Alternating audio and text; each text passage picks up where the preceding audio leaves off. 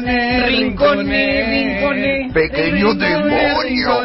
Rincones. Qué bueno escuchar a Rincones.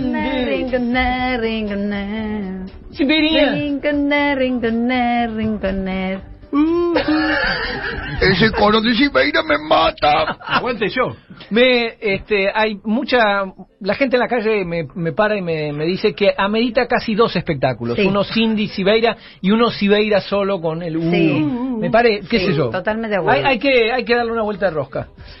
Bien, antes de arrancar nuestra Rogel de Asombros, quería mandarle un gran abrazo a Nancy Duplá, que tuiteó un tuit maravilloso después del debate entre candidatos, que parece que en un momento Bonelli dijo que no había que monopolizar, y Nancy Duplá escribió que nadie monopolice, dice Bonelli. Me pareció un gran momento. Para mono está Fernando Iglesias. No, y para monopolizar ya están los accionistas de Clarín. Bien, hay otra gran acechanza, acabo de leer en Infobae. Roberto Feletti amenaza con aplicar la ley de abastecimiento del 74.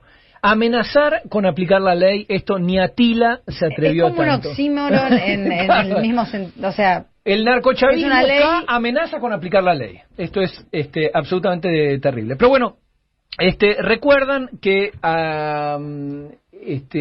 justamente en el debate de candidatos, Leandro Santoro le preguntó a la ex gobernadora Coraje, orgullosamente bonaerense, devenida en orgullosamente porteña, cómo pensaban pagar los, creo que 15.000 millones de dólares que vencen a principio del año próximo del préstamo del FMI, y ella contestó algo que me pareció muy, muy interesante. Dijo que pagarían la deuda, ¿no? Con más deuda. Así que les propongo escuchar a la ex gobernadora Coraje. Mi pregunta es muy sencilla. ¿Cómo se imaginaban que se pagaba esto? Para quien no tiene crédito, nunca hay deuda posible de pagar. Por supuesto, si nosotros hubiéramos ganado la elección, el mundo que sí confiaba en nosotros nos hubiera dado crédito y por supuesto hubiéramos tenido mejores plazos. Claro. Es maravilloso, es decir, el mundo que nos había cortado el chorro del financiamiento en 2018. Y que por eso acudieron al Fondo Monetario y que Internacional. Fue la razón por la que acudieron con urgencia al Fondo Monetario. Iba a pagar, y nos iba a prestar para pagar al fondo a partir del 2019. Aparte, eso que vienen diciendo del 2015, el mundo va a confiar en nosotros porque somos buenos, ¿no? Y nos van a prestar de todos lados plata. Es decir, el mundo que nos había dejado de prestar en el 2018 por el endeudamiento era justamente impagable, nos iba a pagar en 2019 con un mayor endeudamiento. Es decir, ahora que te endeudaste más, sos más confiable. Pero quería hacer un raconto un poco de el problema de la deuda. Y para eso les propongo escuchar a Duhovne cuando todavía no era ministro. ¿Qué era Duhovne? Era un analista independiente. ¿Viste como Tetaz, que era un economista independiente y un día se despertó? Hablaban... Company. Pero esto es una entrevista que dio a principios del 2016. Y habló sobre justamente el endeudamiento de la Argentina kirchnerista. Dentro de todo este conjunto de problemas que dejó la administración anterior, también nos dejó una bendición, que es que el gobierno anterior era tan estrafalario, tan poco comprensible, tan poco homologable para el resto del mundo, que nadie le prestaba plata. Entonces, la Argentina hoy tiene niveles de endeudamiento bajísimos, tanto a nivel del gobierno, como a nivel de las empresas, como a nivel de las familias. El gobierno argentino hoy tiene una deuda neta, si le restamos lo que se debe a sí mismo después de que nacionalizó los fondos de pensión, de 20% del PIB. Si le sacamos de eso los organismos internacionales, 16, y de esos 16 puntos, 8 denominados en moneda extranjera. Es una deuda realmente muy baja.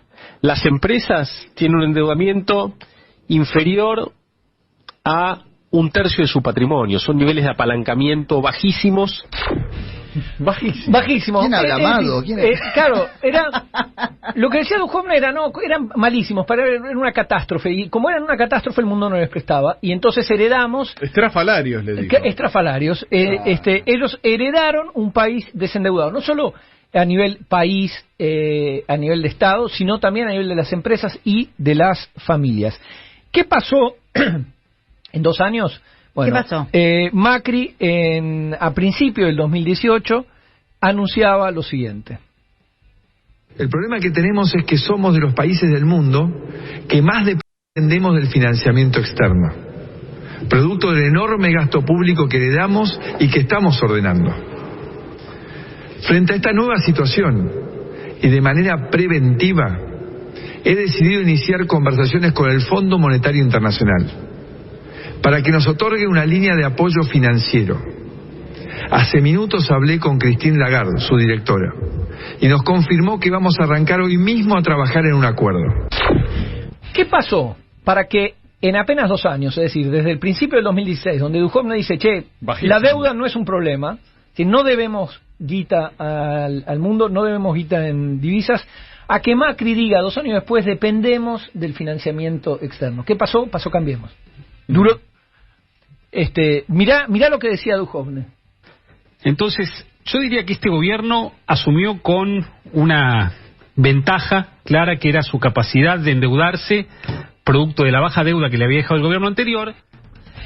Es decir, la ventaja de endeudarse la tomaron a fondo en 2 años. Hasta que 2 años después estaban en default, porque la Argentina estaba en default, es decir, no podía tomar más deuda para pagar la deuda y no podía pagar esa deuda, con lo cual recurrió al fondo. Pero se bajó el déficit. Claro, además es maravilloso esto. Escuchamos a nuestros economistas serios que nos dicen que lo que pasa es que la Argentina estaba quebrada en 2015, pero el mundo no lo sabía. Entonces, eso es raro, ¿no? Es raro, como decir, en general cuando estás quebrado la gente lo sabe. Y en general, a alguien quebrado, sea país o banco o empresa, los bancos no le prestan guita. Es decir, porque estás quebrado, no vas a poder. Pero bueno, esto era en 2018. ¿Qué pasaba en 2019? En 2019 llegaba a nuestra vida un cambio mayor, llegaba el Metáforas. ¿Qué decía el Metáforas?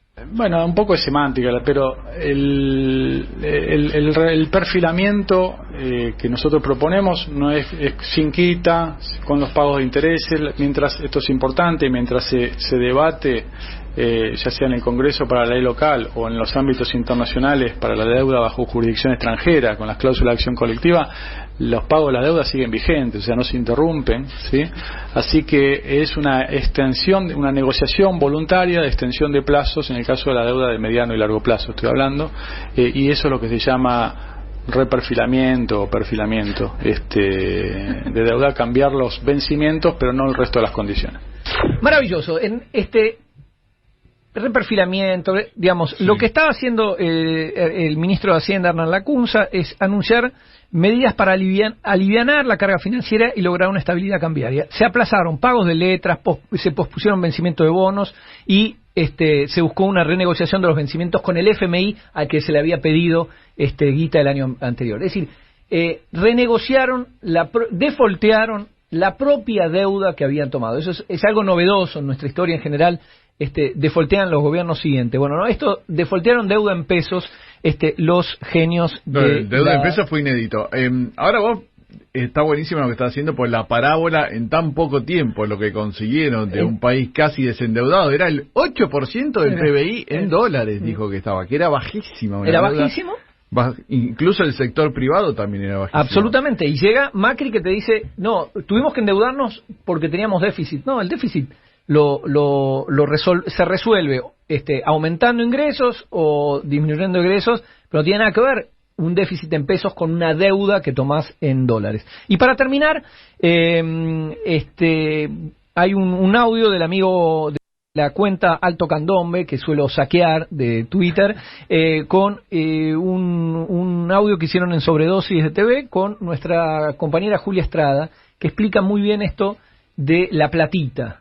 Hay una crítica de todos lados de nuestros economistas independientes, de nuestros medios independientes y serios, Martín Tetaz, por ejemplo, que dice, esto es obsceno lo que están haciendo con la platita, es decir, la inyección de recursos fiscales en medio de una crisis mundial sería algo malo. Pero bueno, escuchemos la famosa doble vara. Te hago una comparación con Macri. ¿Vos te acordás que Macri pierde las elecciones PASO en 2019, primero? Bueno, esas elecciones, 3 días después, hace un paquete de anuncios. Ese paquete de anuncios hoy valdría 85.000 millones de pesos. Con lo cual, la pistolita de tirar billetes de Martín Tetaz no le alcanzaría. Tendría que comprarse 10 pistolas más para poder mostrar lo que su jefe político emitió en el mismo momento en que perdía las elecciones. Maravilloso. Es cuando Macri metió maquinita a full, la ¿no? maquinita a full, eso estaba bien, era una reacción. Además, él la explica como reacción frente a las PASO. Sí, sí. No es que él ni la disimuló. No la disimuló, dice, che, entiendo el reclamo y paso a hacer esto. Cosa que, che, yo aplaudo. Inyectar recursos en una economía en crisis es una gran receta. Ahora bien, exportar dólares, como ocurrió bajo Cambiemos, es otro tema. Nuestro problema fue el endeudamiento y la fuga, no la pistolita de la que denuncia Tetaz hoy, pero que no denunciaba en ese momento. Un olvido, sin duda. Totalmente. Y la propuesta de Vidal sigue siendo la misma, ¿no? Endeudémonos. Sí. ¿Cómo pagarías esto? Bueno, tomando más deuda, ¿no? Es siempre lo mismo, la lógica que tienen ellos. No existe la posibilidad de desendeudarse o de crear siempre crecimiento. La lógica es la misma. Tomamos interno. deuda, no importa, total, nos van a tener tanta confianza. Nosotros somos tan buenos que va a llegar la lluvia de dólares en el segundo semestre. Pero además es una idea cipaya, en el sentido de que la solución a nuestro desarrollo viene de Son afuera. los dólares que van a venir. Nunca es el crecimiento interno. Nunca son recursos propios y políticas propias, sino depende de lo que entienda el mundo, vaya uno a saber qué significa el mundo, pero lo que entienda el mundo a las pantomimas de nuestros gobiernos. Es decir, si el mundo entiende que las pantomimas son más o menos razonables, va a invertir. Sí. Y de nuevo, después ahí entramos en otro problema del léxico, ¿qué significa inversión? Che, no todo es inversión. El tipo que metió guita, metió dólares, los transformó en Levax, después los volvió a convertir en dólares y fugó, no hizo ninguna inversión en el país. Pero sobre todo es esta idea extraña de decir, dependo de los otros, dependo de que el mundo decida invertir en mi país o no.